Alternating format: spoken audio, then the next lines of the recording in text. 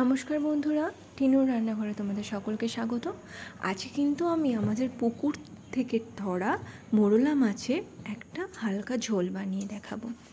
এখানে 300 গ্রাম মতন মোরলা মাছ আছে। মোরলা মাছ কিন্তু এখন অনেকটাই কম পাওয়া যায় বাজারে, তাই যে মুহূর্তে পুকুর থেকে জাল টানা হলো মোরলা মাছগুলো কিন্তু আমি নিয়ে নিলাম। দেখো, মোরলা মাছগুলোতে ভালো করে লবণ আর হলুদ গুঁড়ো মাখিয়ে নিলাম। এবার কড়াইতে পরিমাণ মতন সর্ষের তেল গরম করে নিয়ে তার মধ্যে কিন্তু মোরলা মাছগুলোকে ভালো করে ভেজে নিচ্ছি। যেহেতু একদম টাটকা মাছ, খুব বেশি ভাজতে হবে না, সামান্য একটু ভেজে তুলে নিলেই চলবে। তো আমি সব মোরলা মাছগুলোকে আস্তে আস্তে ভেজে ভেজে তুলে রাখলাম।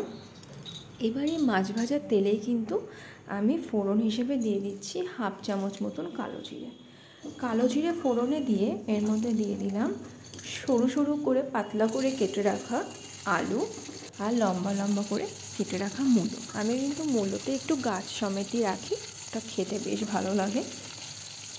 এবার আমি দিয়ে দিলাম 4-5টা গোটা কাঁচা লঙ্কা। প্রত্যেকটা সবজিকে একটু নাড়াচাড়া করে পরিমাণ মতন লবণ, হলুদ গুঁড়ো, একটু সামান্য চিনি ব্যালেন্স করার জন্য, আর একটু লঙ্কার গুঁড়ো দিয়ে ভালো করে নাড়িয়ে নিচ্ছি। সবজিগুলোকে ভালো করে কষিয়ে নেওয়ার পর আমি কিন্তু এর মধ্যে পরিমাণ মতন জল দিচ্ছি। যেহেতু আমি পাতলা ঝোল বানাবো তাই জলটা একটু বেশি দিলাম। ঝোলটা ফুটে আসার পর কিন্তু আমি এই ঝোলটাকে ঢাকা দিয়ে দেবো 10 মিনিটের জন্য। 10 মিনিট পর ঢাকনাটা তুলে নেব। সবজিগুলো সেদ্ধ হয়ে আসার অপেক্ষায় সবজিগুলো মোটামুটি সেদ্ধ হয়ে এসছে। এবার কিন্তু মোরলা মাছগুলো এর মধ্যে দিয়ে দিতে হবে। মাছগুলো দেওয়ার পর মিডিয়াম ফ্লেমে কিছুক্ষণ রান্নাটা করতে হবে। মোরলা মাছ যেহেতু খুব পাতলা মাছ, হালকা মাছ, তাই খুব তাড়াতাড়ি সেদ্ধ হয়ে যায়। দেখো, মোরলা মাছের ঝোলটা কিন্তু হয়েই গেছে। ঝোলটা ভালো করে ফুটে আসার পর আমি এর মধ্যে দিয়ে দিলাম ধনেপাতা কুচি। আমি তো খুব বেশি ধনেপাতা কোচাই না, একটু গোটা গোটাই রাখি। মোরলা মাছের ঝোলটা তৈরি হয়ে গেছে, সার্ভ করে নিলাম।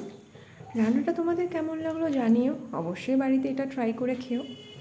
আর আমার ভিডিওটা ভালো লাগলে একটা লাইক, শেয়ার, সাবস্ক্রাইব করে দিও। Thank you.